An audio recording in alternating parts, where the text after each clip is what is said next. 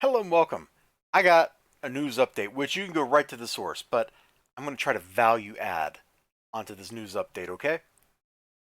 So, what's it say? Too violent for Indiegogo? Blood Realm and Alterna Comics under fire? That's an awfully dramatic title, but you got to get your little clickbait in. Like, I get it. You come over here, and we're going to listen to Peter Simeti for a minute. Which just went in demand a couple hours before this email was received. You can see this email was received February 11th, 7:38 Pacific time. Brian here from Indiegogo, he's part of their trust and safety team, says that there is a graphically violent picture that violates their terms. There it is. Now, I think we can all look at this image and we go, yeah, that's a pretty violent image. You got somebody being decapitated, you got an arm getting chopped off, you got blood everywhere. Pretty violent. But you know what else is true? This image was on the Blood Realm issues 7 and 8 campaign, something like that, from like a year and a half or 2 years ago. That campaign fulfilled. I've got the variant cover somewhere, wherever I have all my alternative stuff stashed right now. I've been moving boxes around. It's a mess in here.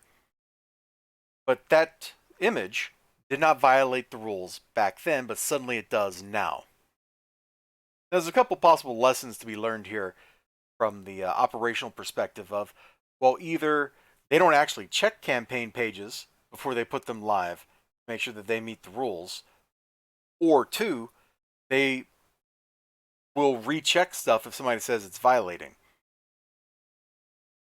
Now, I've never actually published an Indiegogo campaign, so I don't know what they do, but it seems weird that if something was fine for 2 years, it's suddenly not fine. If there was a problem, it seems like over the course of 2 years, you would have noticed there was a problem. These campaigns, these crowd funds, whatever you want to say, are people's lives. Like Indiegogo's over here arbitrarily enforcing arbitrary rules. It'd be one thing if rules were evenly enforced. You go, yep, you know what? That's graphically violent. Hey, we need you to tone that down before your campaign can go live. That's one thing. That's absolutely one thing. It's another to be like, hey, we know you just funded, and we've got 6,000 of your dollars, or how much money is it? Yeah, 6,000 of your dollars, and we're not going to send it to you. That's called theft. Like, that's what that is. That is theft. They have $6,000 because Indiegogo, unlike Kickstarter, collects that money from the users right away, and then they sit on it and collect interest on it. They are literally stealing from people by holding on to that money. And by not dispersing the funds, that is theft. They may be legally allowed to get away with it, but morally, it's freaking theft. They're not alone. Other crowdfunding sites, you got Kickstarter, Indiegogo, Ko-Fi, which is like buy me a coffee or whatever. GoFundMe, Subscribestar. I think I heard of another one called Boosty. There are all these websites out there. They all have their own arbitrarily enforced capricious rules. It's not limited to that though. You've got social media platforms, Twitter, YouTube, Facebook. In fact, let's use YouTube as an example. Let's just click over here to my webcam. Not a lot of light here, but whenever I get around to doing a review of this Vampirella book, I will have to cover this up. They will say, "Oh, that's too smexy. That's too much for us."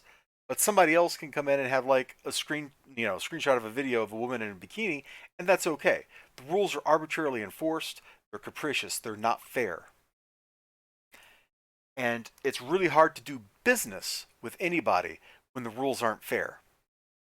Scroll down. So here's what the picture looks like. Oh, I should have pre-scrolled for you. And here's what they did. So this is exactly, let's go back to that Vampirella comic. This is exactly the kind of thing I have to do when I'm making thumbnails for Vampirella comics, is I just have to censor her out and say, too hot for YouTube, and cover it up. Because otherwise, YouTube overlords strike down my video, and, well, they'll strike down my thumbnail, which can often put something even more salacious as the auto-generated thumbnail. It's ridiculous. The good news is, at least in this particular case, go to the Alterna Comics website and back the book here, or back the bundle here. I'm pretty sure this is what I did when I ordered it. Is I just came here because I figured this would cut out the middleman and maximize the amount of money actually flying into Peter Simeti's pocket. He has been a really cool dude to me over the years. He shipped me replacement books when they've. Huh. I had one. Okay, so the printer didn't actually cut the pages. So I'm like, dude, I just posted a video. Like I had another copy of the book already, I think, because I bought it locally at my store. And I'm just like, dude, your printer is totally not printing like the way they should. They forgot to cut the pages on this book. And he just sent me a comic with the next thing I bought from him. A replacement comic, I mean, same issue. He's a pretty cool dude. He's, he's a busy dude, so I don't bother him. But every time I've interacted with him, it's been great. And it's a shame to see him, to see other people, other independent creators who are hustling their butts off, who are working really hard, get out there, put themselves out there, put great product out there, put themselves out there, be honest, open themselves up to criticism, to viciousness, and then just kind of, bam, get smacked in the face and not get their money. I mean, between these two websites, this is $12,000. Dude's not making a lot of money. He's got to eat, Got to eat. And Indiegogo holding on to his $6,000 here for another week, another month, or whatever, holding his money hostage. That's not ethical. Anytime you get the chance to work around something like this, to create your own platform, to work with somebody who will respect you, with somebody who's not going to capriciously and arbitrarily change the rules on you, you should take it. That's my advice to everybody, whether you're like a creator in this space or you're a consumer. Like I said, I went to their own website to back this campaign because I figured that would get Peter Simeti the most money. I don't know if that's true, but that's why I did it. And I'm kind of glad I did because now I know my money, my cashola, is not being held hostage by Indiegogo. He's actually going to get my money. He might have already collected it. I don't know. I'd have to go look at my credit card statements. In conclusion, though, graphic or too awesome. Blood Realm is definitely awesome. It has been a great story. I didn't know what to make of Blood Realm at first, but ever since I started getting into it, man, I've liked it. Robert Geronimo's a hoot. He absolutely is. He draws lots of macabre stuff, and he also draws a children's book. Go figure. Go figure. But yeah, my point to you is route around the damage. If something is broken like that, find a way around it. One day, we're all going to get canceled off the internet for something or other. Somebody doesn't like you. Bam, banned. Like, that's all it takes. So you got to be able to find your way around whatever happens.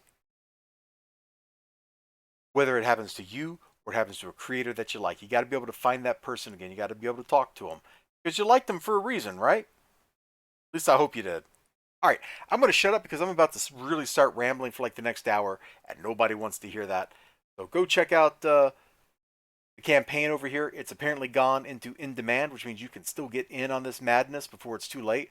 Like, you want to see like these dudes like chopping heads off and this black, white, and red art that's just really cool. And I wish I could click that and make it bigger, but I can't. Take care of yourselves and bye-bye.